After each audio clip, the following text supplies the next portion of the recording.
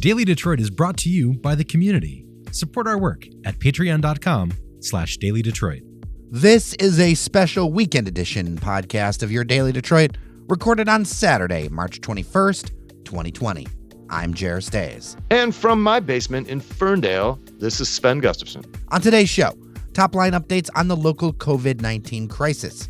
Plus, what's the impact of a new State Board of Education memo stating that virtual instruction days won't be counted in the number of days children go to school? Varnum partner and schools expert Charyn Hain joins us. Then me and Sven tell you about Beaumont Health System's new COVID-19 symptom checking tool, about how General Motors is starting to mobilize to help a ventilator producer, and updates from his neck of the woods in southern Oakland County. Let's get started. Joining me on the line is Charyn Hain. She is a partner at Varnum Law and Schools expert. She is back again to talk about this new issue. Charyn, who knew you'd be back so soon on Daily Detroit? Welcome. Well, thanks, Jared, for having me back, and I hope you don't have to talk to me again anytime soon. Well, in all seriousness, there is a new memorandum out from the state of Michigan's Department of Education that frankly has seemed to confuse a lot of parents. It's confused parents on our team. It's confused some listeners who've sent emails. What exactly happened today? Well, the Michigan Department of Education issued a pretty short and clear memo indicating two things. One was due to professional days for instructional hours, which I won't waste our time on because the parents want to know about why are my kids spending this time doing online learning if it's not going to count?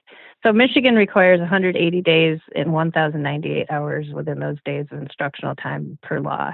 And what the MDE said today is we are not going to count the time your kids are spending sitting at home, doing the online programs as instructional time.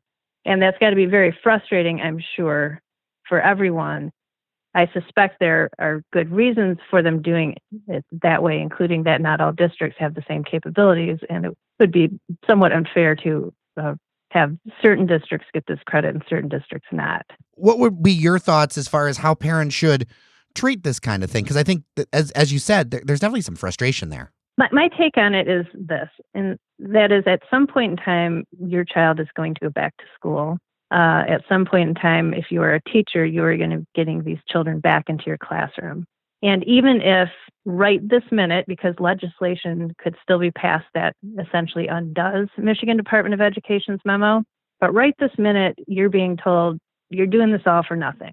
I would not take that approach mentally because, first of all, again, the legislature could come out with something soon saying we are going to count these or we are going to waive them. But even if they don't, sending kids back to school after 3 or even 4 weeks off for the school districts that are keeping their spring break the week of April 6th is really going to create a hard learning curve start. And it's really going to benefit everyone if the kids are getting at least some time, even if you're hearing maybe it's going to interfere with their summer break. Just keep on thinking of the fact that your child will be that much further ahead when they are sent back. You mentioned the state legislature. What role could they play in this in the coming weeks? Well, remember last year we had, again, I'm talking about the polar vortex, but last year we had that. And what the legislature did then, the statute does allow 6 snow days. I call them snow days. It could be for any reason where schools have to be closed. And then they allow up to 3 additional ones for exceptional circumstances if a district asks for them. What they did last year, due to the great number of schools that were closed for longer than those 9 days, is they amended the statute to add an additional time period that districts could apply for and have waived. They could do something like that here too. So if you have a district that's missing all 3 weeks, the legislature could make it so that those 3 weeks will actually be waived, or they could actually come in and essentially reverse what the Michigan Department of Education said and say they'll count towards instructional time. It's really 6 of one, half dozen of the other.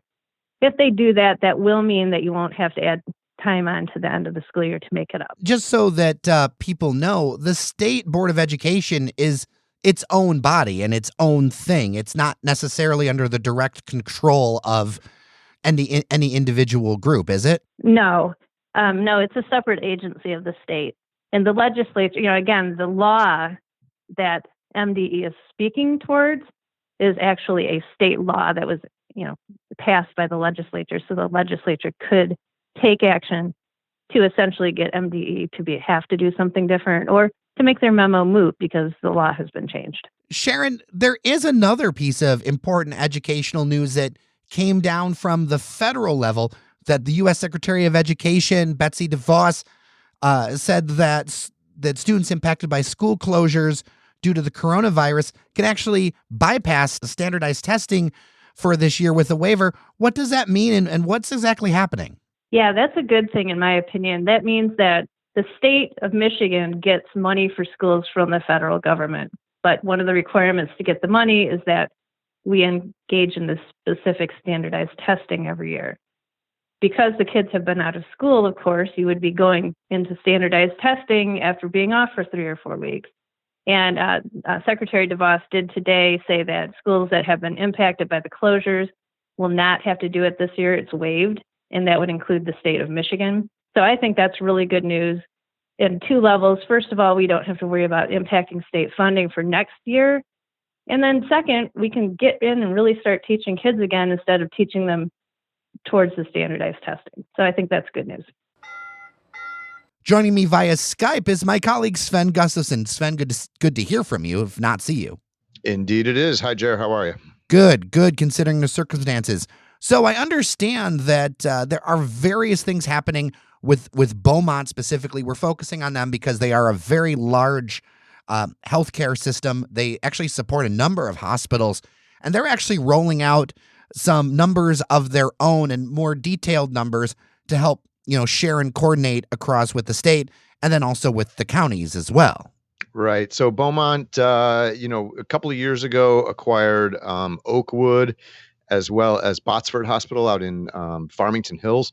So they're one of the biggest health systems in the Detroit area, and they just they've unveiled a number of things this week.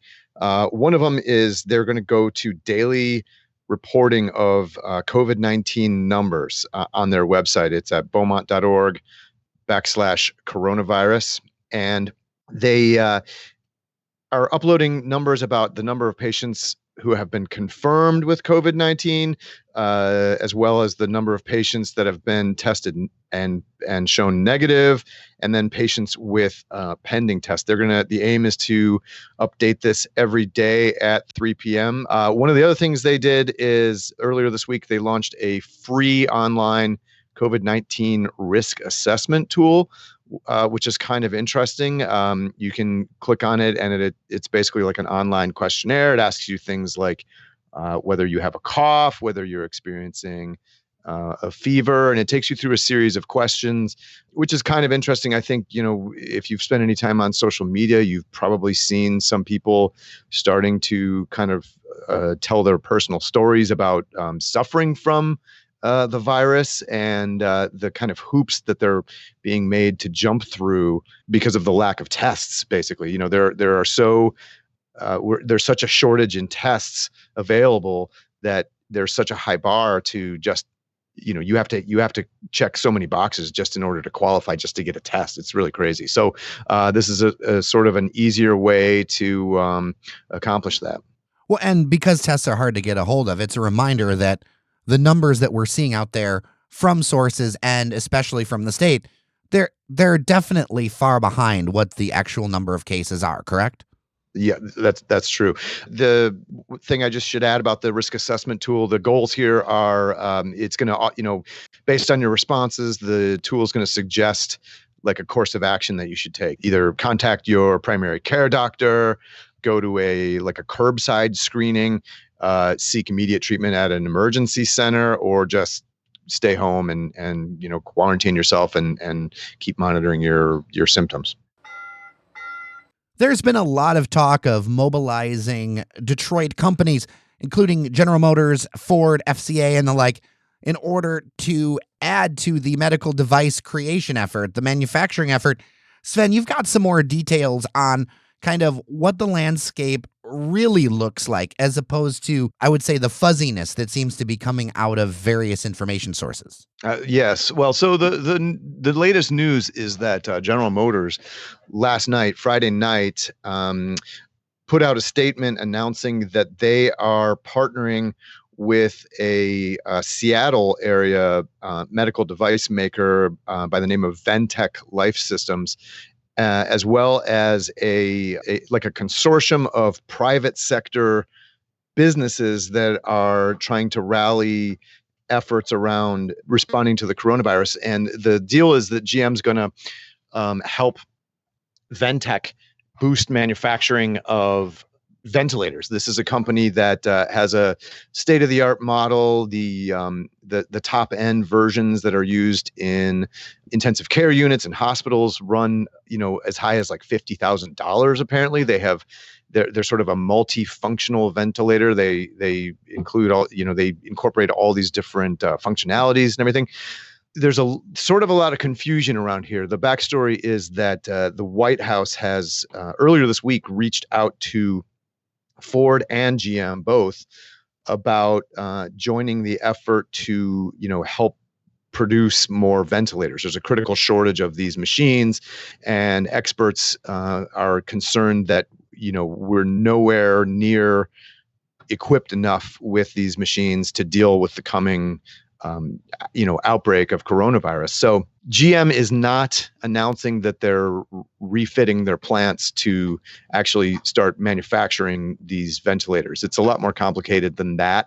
And I am actually doing a story about that right now for Autoblog. I spoke with an expert yesterday who suggested that the idea that the automakers could just more or less flip a switch and start, producing ventilators is not realistic. That would be a very difficult, heavy lift for them. For one thing about that just strikes me off the top of my head is that making a car, making tanks even back in World War II is a very different process than making medical devices with very high tolerances and, I would assume, much cleaner standards required for production. Well, yeah, and I'm not an expert on medical device manufacturing, but I do know that one of the things about it is you need very clean, sometimes like sterile rooms in order to make these. And, you need to use like non-allergenic materials oftentimes. It's not like designing an HVAC system that just happens to go into somebody's lungs. It's a lot more like precise and complicated than that. So there's a lot that would go into it. We had talked about earlier in the week about the comparisons to the Arsenal Democracy days, as you mentioned, when all the Detroit automakers retooled to, build munitions and aircraft engines and everything for World War II. This is not that. Instead, what GM's doing is they say they're going to be providing Ventec, this Seattle company, with support in the form of sharing its manufacturing expertise, making, essentially consulting and trying to point out ways that maybe they could automate more processes or streamline things to increase output, as well as logistics support and purchasing power. GM is a huge, think about somebody like Walmart.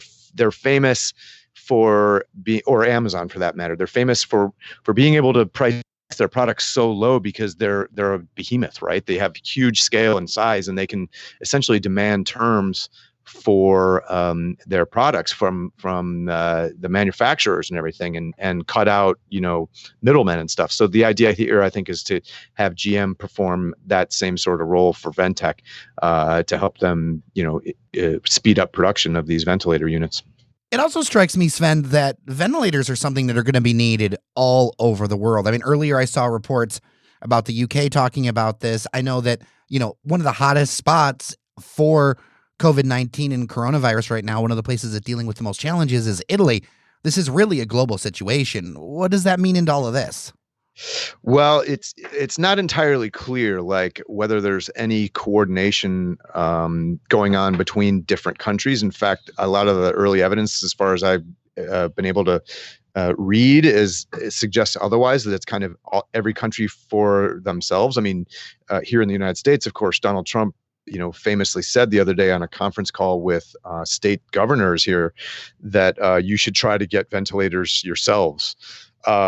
But in other countries, the Italian government has been asking companies like Fiat, which is, part of Fiat Chrysler, and they're based in Italy, as well as Ferrari to join in the effort. And in the UK, Boris Johnson, the Prime Minister, has also leaned on automakers, both British automakers and companies that have manufacturing operations there, including Ford, to lend an effort. So it's an issue worldwide across the globe, this shortage of ventilators, and especially in Italy right now, which everything I've read about suggests they are just dealing with like an unimaginably hellish situation. I mean, doctors literally having to decide who gets care and who they essentially leave to die because they don't have the capacity to serve them. So it's a really crazy situation. President Trump actually earlier this week invoked something called the Defense Production Act, which is a law that Congress passed back in the Korean War, and it's basically intended to mobilize private industry to produce things that are needed in times of crisis. Back then it was a war. Now it's a global pandemic. One of the things we know here at Daily Detroit is that, well, there's more than just the city of Detroit happening around this region. And we know we have a lot of listeners in the Ferndale Lower Woodward Corridor area. And Sven, that's your neck of town, and there's some interesting things happening. That's right. Well, Jairus, you put it on the show yesterday. We're all about what to know, but that's it for now because there's nowhere to go, right? Yeah. But the Ferndale DDA, though, announced the other day a series of kind of initiatives to try to get people thinking about all the businesses that are mostly closed now and are struggling to get some revenue and keep some money coming in. I went for a run last night. I did see a few businesses that have signs out. I know Anita's Kitchen, is a really popular place on Woodward. They seem to be doing a fairly decent carryout business. I saw some people inside picking up orders and a guy at a table kind of there to meet him with a canister of sanitizing wipes at the ready and little hand pumps of sanitizer. Anyway, so the Ferndale DDA is unveiling a couple of different things. One's called social distancing bingo, which is, it's kind of interesting. They want to encourage, of course, social distancing, keeping 6 feet away from one another. But they're actually circulating an actual bingo sheet with things like order delivery, shop local for your groceries or supplies at a local store, order takeout, try a new restaurant or food, go for a walk, things like that. And if you can turn in your bingo sheet with, a row of 5 of these darkened or whatever, by March 30th, they're going to pick the first 10 winners and award a $50 gift certificate to the Ferndale business of their choice, which is, it's kind of cool. They've also announced free 30-minute parking for whenever you need to go pick up your food somewhere. I can confidently say that as much of an issue as parking is in Ferndale, generally speaking, it is not an issue nowadays. You will basically have the pick of the litter for your parking spaces. A couple other things: Western Market, popular gourmet food market with a great wine and beer selection. I know you're a fan of it. I'm a huge fan of it. They are announcing special dedicated shopping hours for vulnerable citizens, seniors, and people with like compromised immune systems, so they can come in and not deal with crowds of people and take that risk.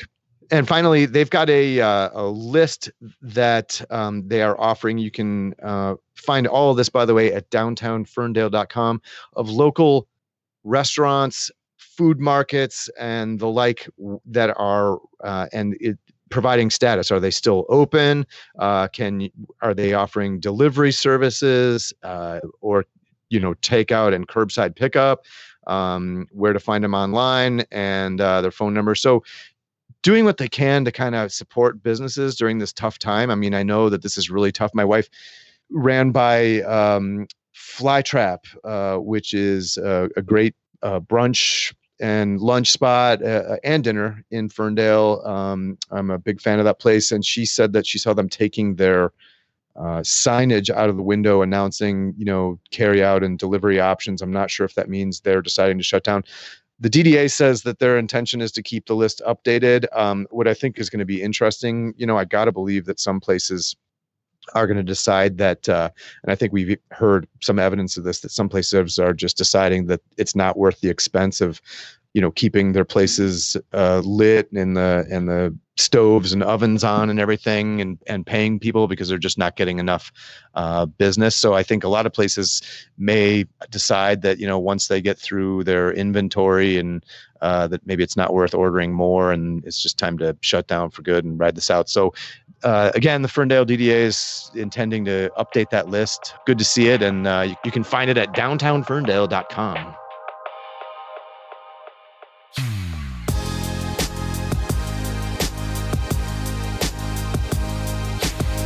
Well, that'll do it for a special Saturday edition of Your Daily Detroit. We're coming at you every day throughout the COVID-19 crisis, keeping you company, giving you updates, and making sure that you know what's going on around this region.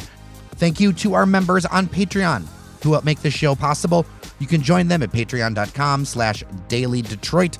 We've got some cool rewards coming to you as well. With that, I'm Jer Stays. Take care of each other, and we'll get through this together.